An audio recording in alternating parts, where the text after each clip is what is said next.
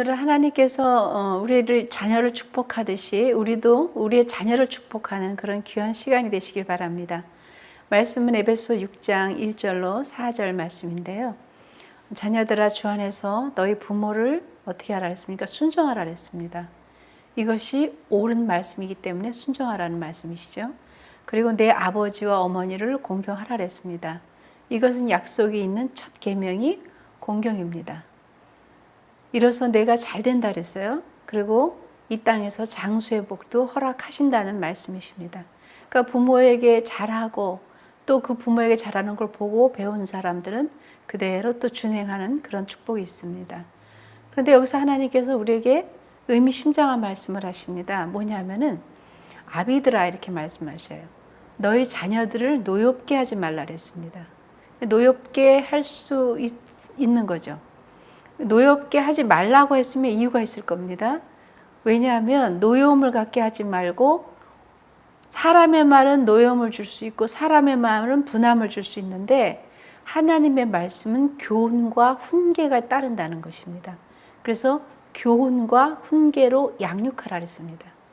세상에 있는 모든 아버지들도 들으셔야 될 거고요. 또 어머니들도 들으셔야 될 텐데 특별히 이렇게 살다 보면 아이들이 엄마한테는 그렇게 많은 마음에 무슨 말을 해서 상처가 받는 것은 좀 잘 풀어지는 것 같아요. 또 밥을 해서 주고 맛있는 걸 해서 먹이고 그러다 보니까 아마 그런 게 좀 잘 풀리는 것 같습니다. 그런데 아버지의 사랑은 깊고도 깊은데 그 아버지의 그 양육 방법에 따라서 아이들은 굉장히 노여움을 잘 느끼는 것 같습니다. 그래서 아이들에게 훈계할 때 노여움으로는 훈계를 하지 말아라 이렇게 말씀을 오늘 주시는 거죠. 축복하는 것은 하나님의 특권이시고 하나님께서 가지고 계시는 것입니다. 그런데 그 축복을 우리에게 주셨는데 우리로 하여금 훈련을 받게 하사 가정을 이끌게 하셨습니다. 가정을 만들게 하시고 이 가정을 통해서 우리가 자녀를 또 양육하는 것을 또 우리는 또 하나님의 말씀으로 배워가는 것입니다. 여러분들이나 저나 마찬가지로 자식을 키워보지 않은 첫 번째 아이들에게 좀 미안한 마음이 있어요. 그래서 맞이한테 좀 잘하려고 하는 게 있는데 기대도 큽니다. 첫 아이 낳을 때는 굉장히 과하게 또 막 양육을 할 때가 있습니다. 둘째, 셋째, 우리 옛날 어머니들은 말째쯤 가면 알아서 컸어요. 그러니까 위에 있는 형제들이 알아서 키웠습니다. 데리고 나가서 놀고 어머님 우리 시대 어머니 아버님들은 또 나가서 농사 짓고 하시면 일찍 가시잖아요. 그러면 위에 언니들이나 형이나 오빠들이 동생들을 이렇게 막 같이 이렇게 함께 놀게 하는 그런 것이 있었던 시절도 있습니다. 이 양육이라는 것은 잘 먹이고 잘 입히고 그리고 잘 가리키는 것도 물론 양육에 들어갑니다. 근데 어린 시절에 우리가 양육받았을 때를 생각해 보면은 그렇게 많이 낳았을 때하고 첫 번째 요즘은 이렇게 하나를 주로 많이 낳잖아요. 그러다 보니까 저희들이 볼 땐 좀 과하다 할 때가 좀 있어요. 근데 그렇게 또 자란 아이들은 많이 컸던 아이들보다 많은 부분에 좋은 것도 많이 또 누리고 그런 것도 있죠. 근데 이것이 옳다 저것이 옳다는 아니에요. 왜냐하면 어쨌든 다 처음이신 거잖아요. 그러니 이렇게 크든 이렇게 컸든 이제 와서 돌이켜보니까 그리고 하나님을 믿으면서 깨달아 본 것은 하나님의 양육의 방법이 가장 위대한 것이다라는 걸 깨닫습니다. 저와 여러분들도 하나님께 양육을 받는 거예요. 성령님께서 우리 안에 거하셔서 우리를 끊임없이 양육해 주시는 겁니다. 나이 상관없습니다. 세월 상관없고 환경 부유한 거 가난한 거 상관없습니다. 양육은 하나님의 은혜대로 따라가는 것이죠. 여러분 이 세상에서 아이 키우는 거 제일 힘들다 그럽니다. 그래서 자식 뜻대로 안 된다라는 부모들 많습니다. 그리고 자식이 마음대로 안 된다 그러시죠. 설교하는 저 자신도 아이들 키우는 거 힘들었던 것 같아요. 아이들 4명 키웠거든요. 첫 아이들이 쌍둥이였습니다. 생긴 건 똑같았는데요. 기질도 틀리고 다 틀렸어요. 좋아하는 것도 틀리고. 그런데 이 아이들 양육하는 거 아이들이 우리에게 기쁨을 주는 것은 어릴 적에 빠긋빠긋 웃고 웃음을 줄 때가 효도를 다 하는 것 같다고 그렇게 얘기하시죠. 저 역시 그랬던 것 같아요. 사춘기도 있고 아이들이 또 막 질풍노도식이 있고 다 그러시잖아요. 그러니 아이들이 뜻대로 안 되고 힘들다고 그래요. 근데 내 아이를 키워보고 양육해 본 사람이 어른 된다 이런 얘기도 하셨어요. 이전에 어르신분들 참 옳은 말 많이 하신 것 같아요. 뭐라 그러셨어요? 아이 키워봐야 어른 된다. 그리고 또 힘들면 그렇게 얘기하시죠. 너희 다음에 시집가서 아니면 결혼해서 누구 같은 아이 낳아보라 그랬어요? 너하고 똑 닮은 아이 한번 낳아봐라 이렇게. 그것은 부모님들이 힘들었다는 이야기를 우리들한테 그렇게 하셨던 것 같아요. 그래서 더도 말고 덜도 말고 너하고 똑 닮은 애 한번 나와서 내 마음을 이해가 될 것이다. 이제 이렇게들 많이 말씀하셨어요. 양육이라는 게 쉬운 건 아닌 것 같습니다. 그런데 여러분 잘 아는 아브라함 링컨은 이런 말을 했습니다. 나는 어머니의 기도를 기억한다고 그랬어요. 그리고 내 삶에 그 기억되는 기도는 항상 나를 따라다닌다 그랬습니다. 어머니의 기도를 잃지 않는 것. 위대한 성인들의 뒤에는 다 기도하는 부모님이 계셨습니다. 하나님에게서 오는 것. 그러니까 하나님은 우리를 양육하시기를 원하셨고 그리고 옳은 길로 가기를 원하셨습니다. 그래서 끊임없이 우리를 통해서 사랑한다고 고백하시고요. 그리고 너는 내 것이라고 고백하시고 더더군다나 내가 너와 끝까지 함께 하신다고 또 고백하셨어요. 그걸 떠나서 세상 끝날까지 내가 너와 함께 한다고 말씀하십니다. 이러한 은혜의 말씀이 우리에게 이렇게 함께 오는 것은 하나님은 언제까지 우리를 양육하실 것 같습니까? 우리가 이 땅에 있는 동안 하나님은 끝까지 우리를 양육하시는 거예요.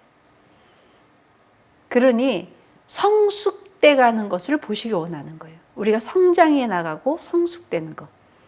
말씀을 통해서 또 때로는 기도를 통해서 하나님께서는 우리가 성숙돼 나가는 걸 원하는데 여러분들도 자녀들이 성숙되는 걸 원하시는 거 맞잖아요.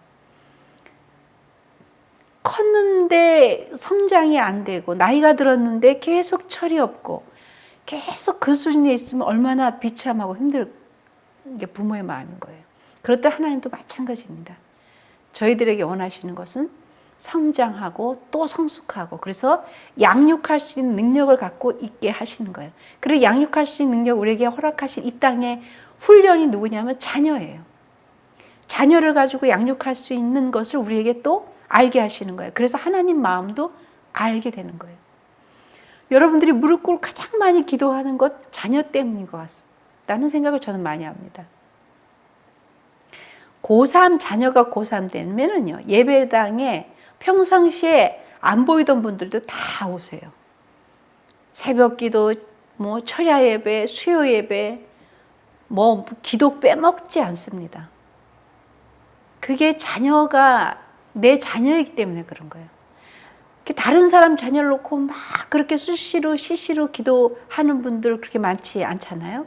그렇듯 자녀는 소중하고 피부치고 그리고 눈에 넣어도 안 아픈 것이 자녀라 그랬잖아요. 그래 하나님도 우리에게 똑같은 마음이신 거예요. 그러니까 이 땅의 모형은 하늘의 모형인 거예요. 하나님의 사랑은 우리 인간에게 자녀를 양육하면서 그 사랑을 깨달아 알게 하는 거예요.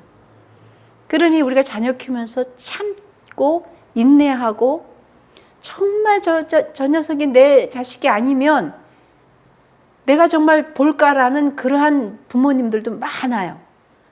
그럼에도 불구하고 부모이기 때문에 자녀이기 때문에 양육해 나가고 참아내고 그렇게 가는 겁니다. 하나님은 그 과정에서 우리를 통해서 하시는 말씀이 있어요. 네가 네 자녀라도 사랑하는데 하물며라 그랬습니다. 우리 보고. 그러면서 뭐라 그러냐면 우리같이 연약한 자가 너희 자녀도 하물며 나는 얼마나 너희를 더 사랑하겠느냐라고 말씀하시는 거죠. 저는 그런 것을 많이 이렇게 기도하면서 깨달은 것이 많아요. 기도 제목마다 아이가 많으면 또 기도량도 많고요. 또 때로는 또 다른 것도 많죠. 여러분들도 각양각색의 기도 제목이 있습니다. 그런데 자녀 놓고 기도할 때 제가 하나님 이 아이 왜 이래야 됩니까? 라고 막 기도할 때가 있잖아요. 다들. 가정 가운데 있는데 저에게 주신 은혜가 그거였어요. 네가 네 자녀도 그렇게 사랑하는데 하물며 나는 너에게 무엇이고 너는 나에게 무엇이냐라고 하나님이 저한테 물으신 적이 있어요. 그때 제가 한 말이 있어요. 하나님한테. 뭐라 그랬냐면 그러니까 하나님 저를 사랑하신다고 하시니까 제 아이 들어주세요. 제 아이 치료해 주세요. 그런데 하나님은 원하시는 것은 네가 네 아이를 그렇게 원하니, 그렇게 그 치유를 원하니 그 아이도 내 것이야. 그리고 너도 내 것이야. 너와 나가 하나가 되고, 그리고 네 눈동자와 내 눈동자가 하나가 되고, 그렇게 하고 그럴 때 네가 내 사랑을 알려는 거죠. 우리 하나님의 사랑을 알기 전에 무엇을 원해요? 부탁하는 거예요. 하나님 내 자녀 잘 되게 해주시고요. 하나님 뭐 잘 되게 해주시고 시험 붙게 해주시고 뭐 하게 해주시고요.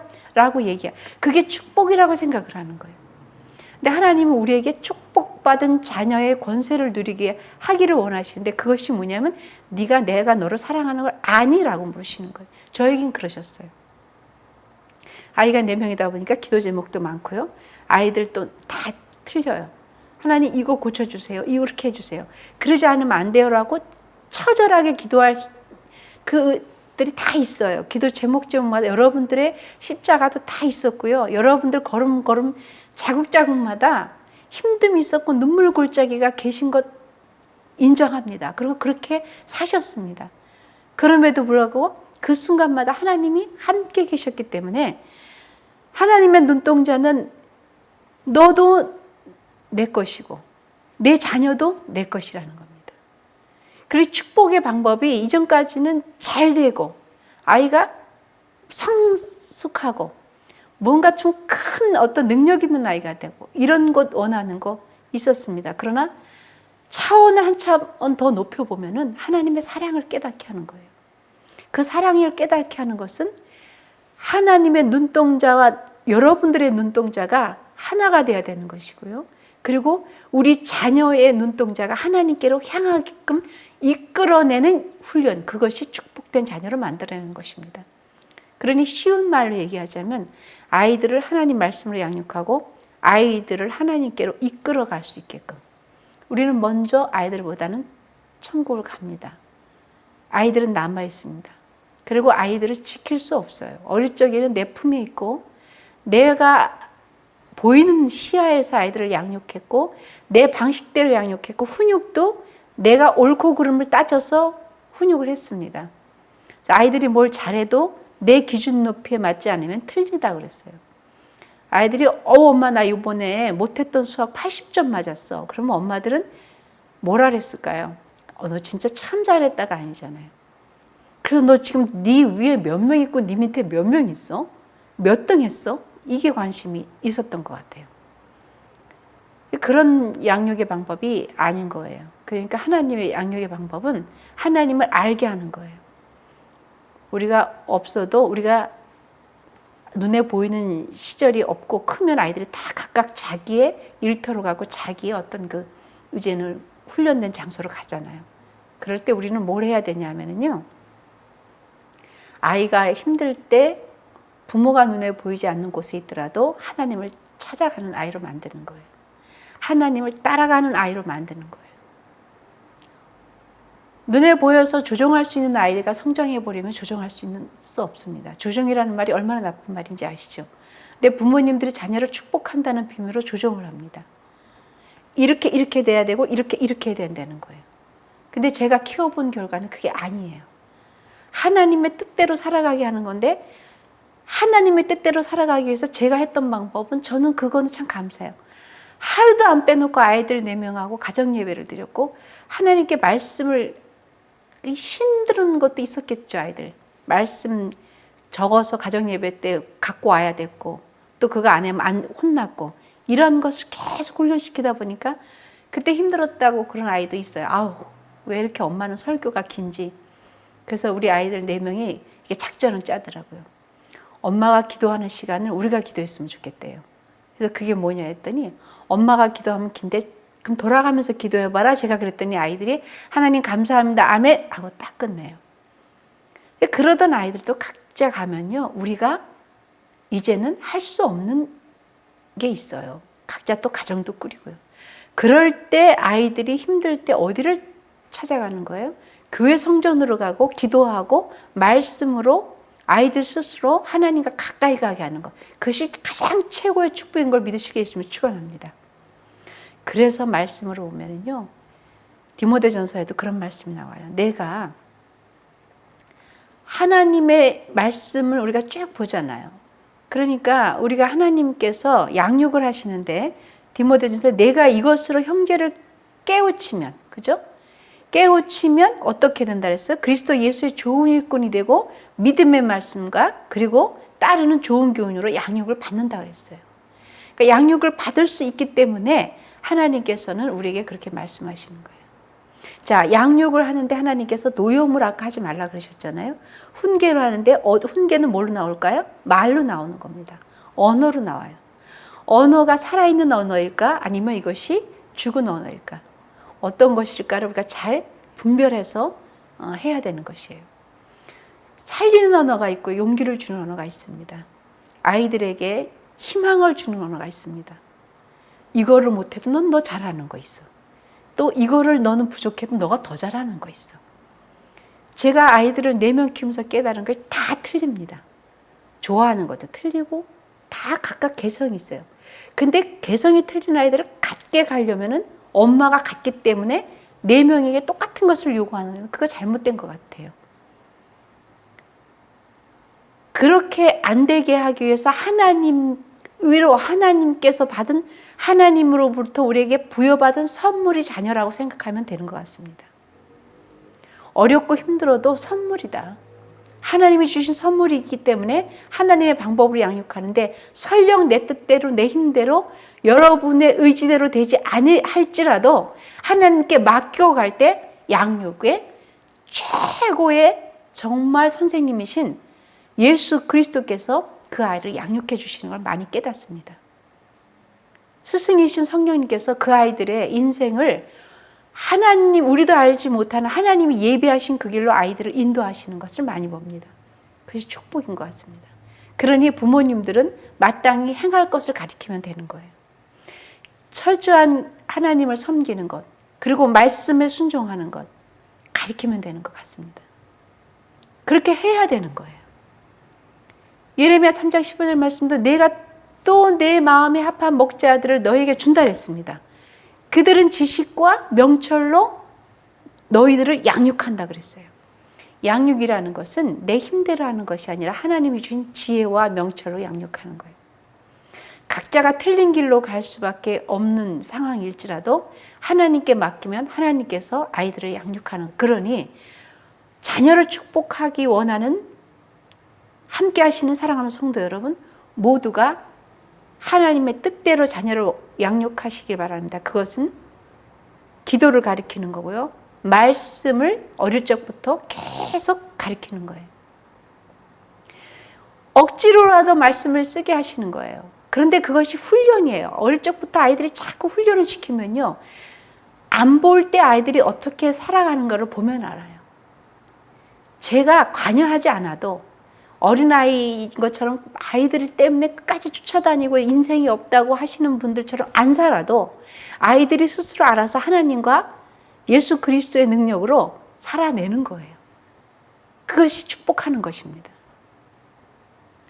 어떻게 아이들이 살아가는 것을 바라시는 건지 여러분들에게 묻고 싶습니다. 그것은 아이들에게 힘듦이 없으라고 기도하는 게 아니에요. 그 아이들에게 연단을 주지 말라고 기도하는 게 아니에요. 아이들도 훈련이 필요합니다. 그리고 살아가면서 그 아이들도 때로는 패배도 볼 수 있습니다. 어려움도 볼 수 있어요. 관계성에서 힘듦도 겪어내야 됩니다. 그것을 다 없애달라고 기도하는 게 부모의 역할이 아닙니다. 그것이 축복이 아니에요. 그것을 이겨낼 수 있는 힘을 누구에게 공급받느냐? 하나님께로 공급받는 아이들을 양육하는 것, 이것이 축복의 통로인 것입니다. 그것이 자녀를 축복하는 부모의 역할입니다. 그렇게 하기 위해서는 어떻게 해야 되느냐? 어릴 적부터 아이들에게 말씀을 먹게 하는 거예요. 말씀을 가르치시길 바랍니다. 억지로라도 무릎 꿇고 앉아서 기도의 훈련을 가르치는 거예요. 안 될 것 같은데 되는 걸 저는 봤습니다. 제가 어떻게 아이들을 다 쫓아다닐 수가 있고, 어떻게 제가 아이들을 전부 그 아이들을 끝까지 성인이 돼서 눈을 뜨고 지켜볼 수 없는데 몇 시에 들어오는지 뭐 하는지 눈에 안 보이는데 어디 가서 무엇 하는지 쫓아다닐 수 없잖아요. 맡기는 거예요.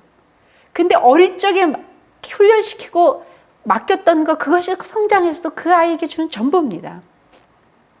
컸는데 아이들이 스스로 알아서 할 것 같은데 그렇지 않아요. 훈련된 것이 그 아이들을 성숙시키는 것입니다. 때로는 저는 그렇게 얘기합니다. 어머니들에게 말씀드리는 것은 억지로라도 하시길 바랍니다. 이 훈련이 돼야 아이들이 여러분들 눈에 보이지 않는 시대가 오고 그런 나이가 와도 안심하고 하나님께 맡길 수가 있습니다. 사람들은 아이들을 축복하라면 막 그것도 좋아요. 하나님 잘 되고 그리고 무조건 뭐 어떻게 되고 내가 이 서름 겪었던 거 아픈 거 절대로 겪지 말고 어떻게 안 겪어요. 이 땅에 살면서 사람이면 다 햇빛도 봐야 되고 비바람도 맞아야 되는 것이 맞습니다.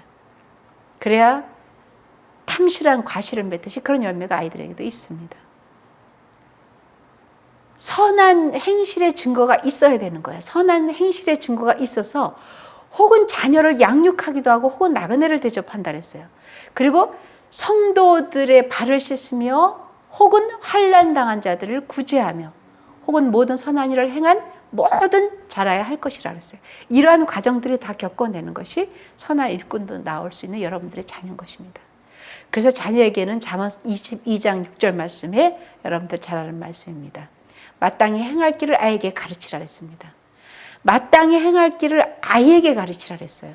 이미 머리가 다 큰 아이에게 가르치는 아이에게 가르치라. 그러면 늙어서도 그것을 떠나지 않는다 그랬습니다. 저는 이 말씀에 전적으로 동감합니다. 그리고 하나님 말씀에 복종합니다. 왜냐하면 제가 할 수 있는 능력은 없었어요. 저 역시 마찬가지예요. 제가 아이에게 할 수 있는 것, 어떻게 아이들 처음에 낳는데 쌍둥이를 낳았어요? 어떻게 키우는지도 몰라요. 양육 방법도 몰라요. 그런데 제가 아는 방법은 하나님밖에 없었어요. 그래서 온통 저희 집에는 하나님 말씀으로 된, 안 되니까요. 아이들 글 알기 전에 만화책으로 온 집을 도배하다시피 해서 하나님 말씀으로, 그리고 이 말씀 붙들은 거예요. 어릴 적부터 하나님의 말씀으로 양육하라 그랬어요. 늙어서도 떠나지 않는다는 이 말씀 딱 붙들고 그렇게 양육했습니다. 여러분들 지금은 그럼 어떻게 할까요? 아이가 많이 나이가 들었는데요. 그 아이도 또 아이에게 또 길이 또 계속 열리잖아요. 그러니 우리는 계속 아이들에게 축복을 주는 은혜가 있는 거예요. 창세기 12장 3절 말씀도 그래요. 너를 축복하는 자에게 내가 복을 준다 그랬어요. 그리고 너를 저주하는 자에게는 내가 저주한다 그랬습니다. 왜냐하면 땅의 족속이 너로 말미암아 복을 얻을 것이라 하신지라, 이렇게 말씀하시는 게 말씀에 있습니다. 그러니 우리 모두는 저주하기를 좋아하더니 그것이 어떻게 돼요? 자기에게 임하고 축복하기를 기뻐하지 아니하더니 복이 그를 멀리 떠났다 그랬습니다. 그러니 예수 그리스도께서는 어린 아이들을 안고 그들에게 안수하고 축복하셨다는 말씀도 있습니다. 사랑하는 성도 여러분, 아이들을 축복하고 싶으십니까? 그 아이들에게 양육과 훈계를 하시기 바랍니다. 근데 모든 것을 하나님의 말씀으로 양육하시기 바랍니다. 젊어서 아이들을 양육할 때 아이가 늙어서도 그것에 벗어나지 않습니다. 그러니 지금이라도 늦지 않았던 것은 하나님께 끊임없이 기도하고 말씀으로 양육하는 것입니다. 너희를 저주하는 자를 위하여 축복하라고 하나님 말씀하시는데, 이 축복은 성숙하게 자란 사람만이 할 수 있는 특권입니다. 그래서 축복하며, 그리고 뭐라 그랬어요? 하나님께서 너희를 모욕하는 자를 위해서 기도하라는 말씀을 주십니다.